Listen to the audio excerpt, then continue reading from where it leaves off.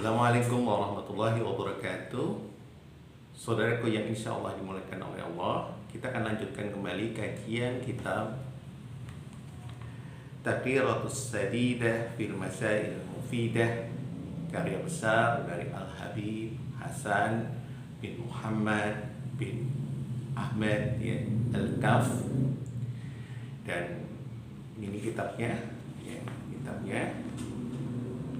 dengan berbahasa Arab insyaallah ta'ala. Dan kitab ini dikaji, kitab Mazhab Syafi'i ini, kitab fikih terutama untuk Mazhab Syafi'i dikaji setiap hari Rabu dan Ahad ya, di Masjid Nurul Iman ya, Babakan, Kecamatan Setu, Kota Tangerang Selatan. Monggo kalau yang ingin hadir silakan menghadiri kajian kitab ini tiap seminggu 2 kali insyaallah. Dan kali ini kita akan membahas tentang tohar ya, tohar, tentang bersuci. Apa makna tohar? Ya, at-tohar secara lughah atau secara bahasa ya, bimana an-nadhafah. Apa itu an-nadhafah? Yaitu berarti bersih. Nah, bersih dari apa? Wal khulusu minal adnasil hissiyah, yang terbebas dari kotoran-kotoran yang nampak nyata oleh penglihatan kita ya.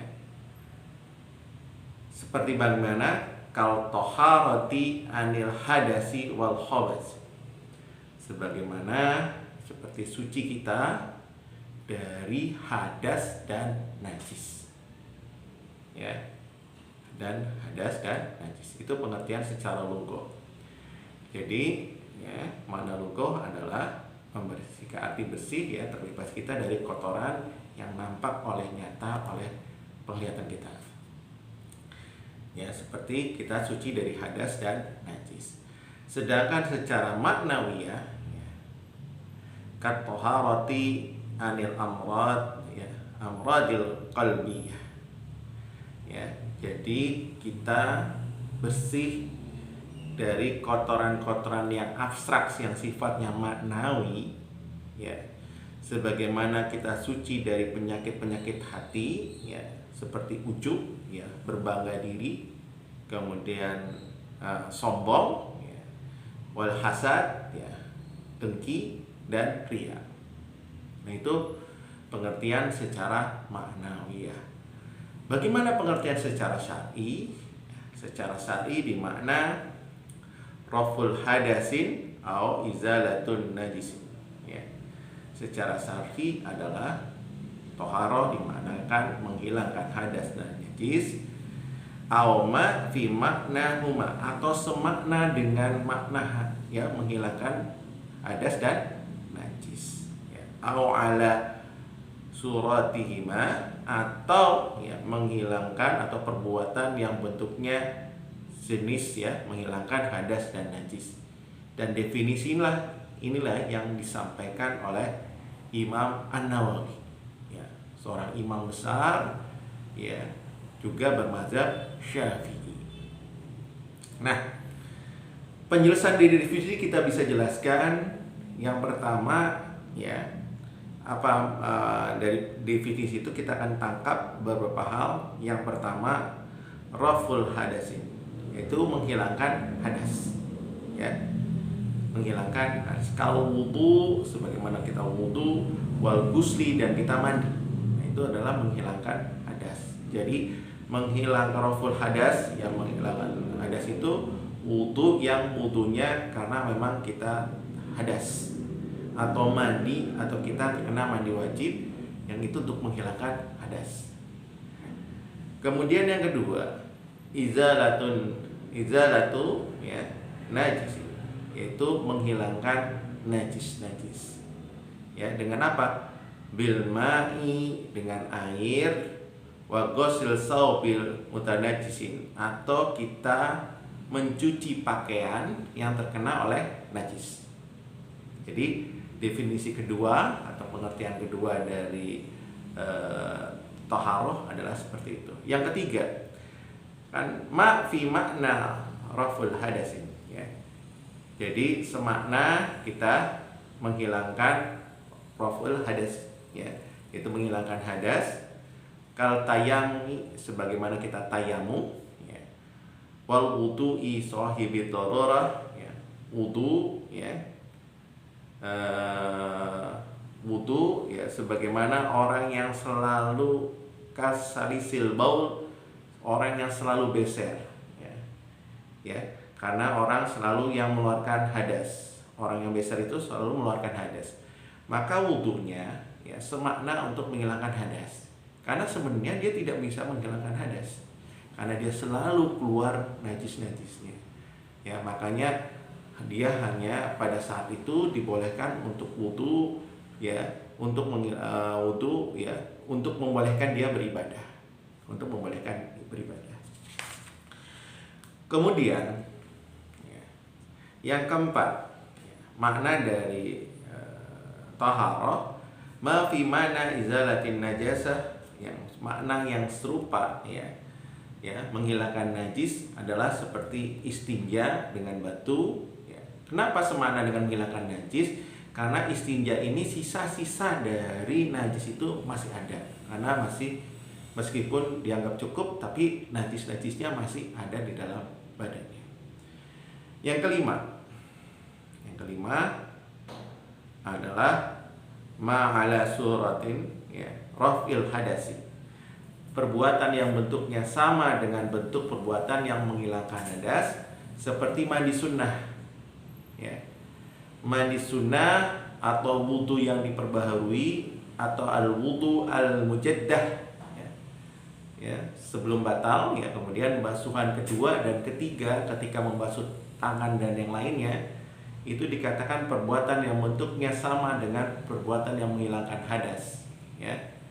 Tapi bukan menghilangkan hadas, karena basuhan kedua dan basuhan ketiga itu sunnah, ya. Basuhan pertama lah yang menghilangkan hadas.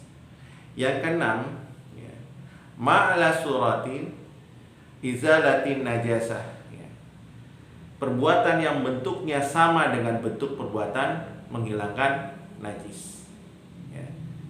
Jadi perbuatan yang bentuk sama dengan bentuk yang menghilangkan najis, ya, seperti basuhan kedua dan ketiga saat menghilangkan najis yang dilakukan setelah hilangnya najis.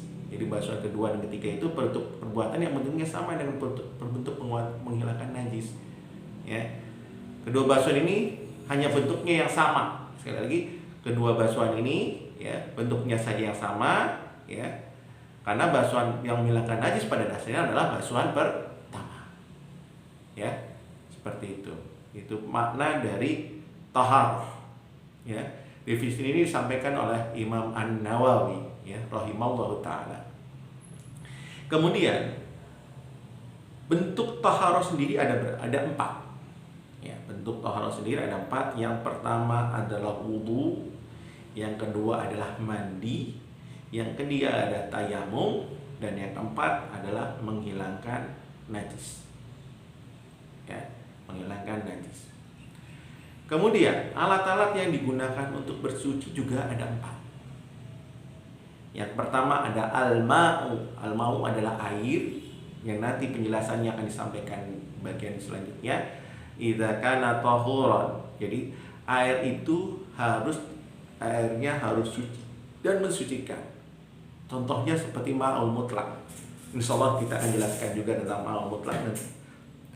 Yang kedua, at-turab, yaitu tanah. Maksud tanah ini adalah idza kana tahiran, ya, tadi tanahnya harus suci, ya, khalisan lahu qubaran, ya, dan mengandung debu.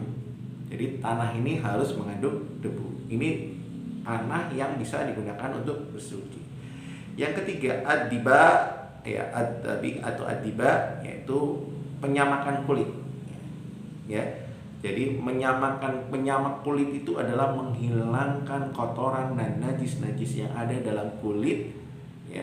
Walaupun itu dipotong tidak atas nama Allah, ya, bangkai-bangkai yang dagingnya bisa dimakan terutama, itu dibolehkan, ya, kalau dia jadi bangkai kita bersihkan, ya, untuk dipakai untuk pembuatan tas atau apapun segalanya. Yang jelas kalau mazhab Syafi'i yang nggak boleh disamak adalah babi dan anjing, ya. Ya, jadi yang lainnya insya Allah boleh disamak, ya. Dan kulitnya boleh diambil, ya, dengan cara disamak. Kemudian yang keempat adalah, ya, yang keempat hajarul istinja, yaitu sejenis batu untuk istinja, ya, yang barang-barangnya bisa menghilangkan najis, ya. Kemudian sifatnya padat, suci, dan benda ini tidak dimuliakan, ya. Jadi buah-buahan nggak bisa dipakai untuk bersuci, roti atau apapun itu benda-benda yang mulia tidak boleh dijadikan untuk bersuci, termasuk tulang, ya. Juga tulang juga tidak bisa digunakan untuk bersuci, ya.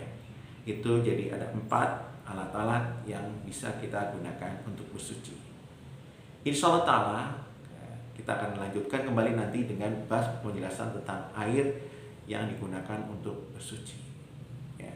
Untuk kali ini kita cukupkan, semoga bermanfaat. Kita tutup sama-sama dengan bacaan hamdalah alhamdulillahirabbil alamin dan doa kafaratul majelis subhanakallahumma wa bihamdika asyhadu an la ilaha illa anta astaghfiruka wa atubu ilaik. Assalamualaikum warahmatullahi wabarakatuh.